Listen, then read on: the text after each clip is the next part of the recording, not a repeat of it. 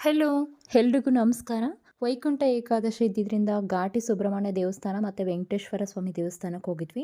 ಘಾಟಿ ಸುಬ್ರಹ್ಮಣ್ಯ ದೇವಸ್ಥಾನದಲ್ಲಿ ಯಾವಾಗಲೂ ಕ್ಯೂ ಇದ್ದೇ ಇರುತ್ತೆ. ಅದೇ ಥರ ಕ್ಯೂನಲ್ಲೇ ನಿಂತ್ಕೊಂಡು ದೇವಸ್ಥಾನದಲ್ಲಿ ದರ್ಶನ ಮಾಡ್ಕೊಂಡ್ವಿ ಆರಾಮಾಗಿ.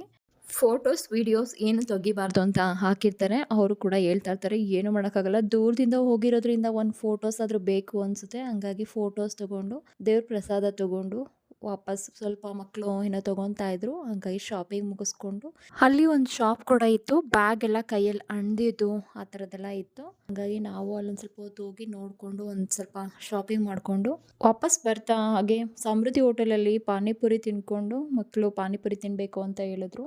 ಹಂಗಾಗಿ ತಿನ್ನಿಸ್ಕೊಂಡು ನಾವು ಕಾಫಿ ಕುಡ್ಕೊಂಡು ಮನೆಗೆ ಬಂದ್ವಿ. ಸ್ವಲ್ಪ ಹೊತ್ತು ಟೈಮ್ ಸ್ಪೆಂಡ್ ಮಾಡಿ ಊಟ ಮುಗಿಸ್ಕೊಂಡು ಮತ್ತೆ ವೆಂಕಟರಮಣ ಸ್ವಾಮಿ ದೇವಸ್ಥಾನ ದರ್ಶನ ಮಾಡ್ಕೊಂಡು ಬರೋಣ ಅಂತ ಹೋದ್ವಿ. ಅಲ್ಲೂ ಕೂಡ ತುಂಬ ಕ್ರೌಡ್ ಇತ್ತು.